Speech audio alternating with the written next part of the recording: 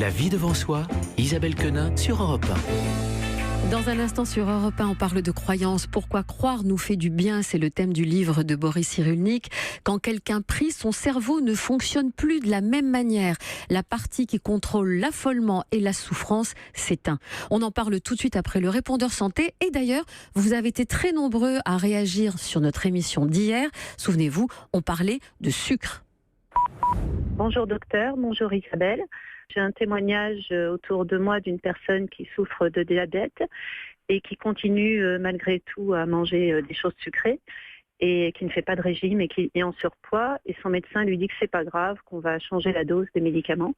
Donc je voulais connaître votre opinion à ce sujet. Merci docteur. Docteur Ichou. Moi, c'est même pas une opinion. Enfin, je veux dire que s'il y a un truc qu'elle doit changer, c'est le médecin. Parce que... c'est dit. Comme ça, c'est non, dit. mais comme ça sera dit. Parce que dire à un diabétique qui peut manger ce qu'il veut, n'importe comment, et alors qu'on sait qu'il y a deux mécanismes, c'est réguler son alimentation, et évidemment, au niveau des sucres, et puis faire un peu d'exercice physique, même si on leur demande pas de faire un marathon. Donc, dire ça à un patient, c'est au minima un peu léger. Donc, on change de médecin. Donc on change de médecin. Là, oui, je pense qu'on change de médecin. Ou alors, attention, on ne peut pas dire non plus, peut-être qu'elle a mal compris. On n'était pas là pour l'entendre. Donc je voudrais pas jeter l'opprobre sur un inconnu. On y retourne une fois pour être sûr. Et après, plan B, on change de médecin. La deuxième question, deuxième réaction du répondeur. Bonjour docteur, Virginie de Courtenay dans le Nord-Isère. Je ne sais pas si vous avez parlé de la maladie de la fructosémie qui interdit de manger du sucre, c'est-à-dire aucun fruit, peu de légumes, pas de pâtisserie. J'ai créé une association il y a 1 an afin de faire connaître cette maladie. Donc ça serait bien que vous en parliez dans votre émission. Merci beaucoup, au revoir. Alors c'est sûr que la fructosémie, moi j'en avais jamais entendu parler, docteur Ichou.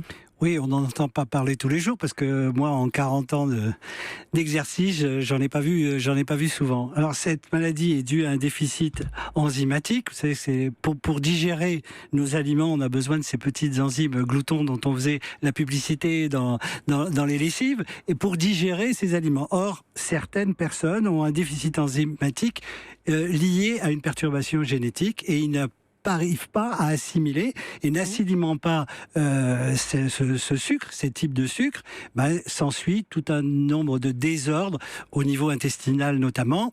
Mais il y a des formes plus ou moins graves et importantes et en général, on n'a pas affaire à des formes dramatiques. Sinon, il y a évidemment des dispositions alimentaires à prendre et parfois même, alors pour le coup, vous savez, j'allais dire quasiment mon aversion pour la prise de compléments alimentaires comme ça sans regarder les déficits. Mais là, pour le coup, on peut voir s'il y a déficit à complémenter l'alimentation. Après la réaction de Virginie, on va du côté de Bordeaux. La question de Céline. Bonjour docteur, c'est Céline de Bordeaux. Je vous appelle parce que ma fille de 7 ans et demi est atteinte de la maladie d'Hirschsprung, ce qui lui cause une incontinence anale quotidienne.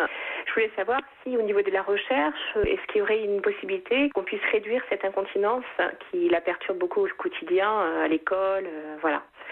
Donc merci beaucoup de votre réponse et de votre mission. À bientôt, au revoir. Docteur Ichou. La maladie de Hirschsprung est une maladie aussi d'origine génétique. Il y a une perturbation génétique qui fait que la motilité de la partie distale, la dernière partie de l'intestin, est complètement abîmée. Et c'est une maladie neurologique, des crêtes neuronales, on ne va pas rentrer dans le détail, qui fait qu'il y a un ralentissement de l'évacuation qui peut aller jusqu'à l'occlusion intestinale et c'est une maladie qui apparaît relativement tôt, même assez tôt. Elle a 7 ans et demi. Oui, mais on peut les voir chez les nouveau-nés. Et le diagnostic se fait par un lavement baryté, c'est-à-dire on fait avaler un produit opaque qui va montrer la partie justement de l'intestin malade, qui est ballonné. C'est une maladie qu'on appelle aussi le mégacolon, c'est-à-dire qu'on a un côlon qui est très important, et là encore, des formes plus ou moins graves. Le traitement est le plus souvent chirurgical avec des mesures d'accompagnement. Et est-ce qu'on peut opérer dès 7 ans et demi, ou est-ce qu'il va falloir que la petite fille attende ? On peut opérer, mais ça dépend de l'importance et du type de l'anomalie. C'est comme ce que vous disiez tout à l'heure. Entre nous, en médecine, on fait toujours un compromis entre deux risques. Donc, on peut opérer si le bénéfice qu'on peut en attendre est supérieur au risque qu'on prend quand on va l'opérer.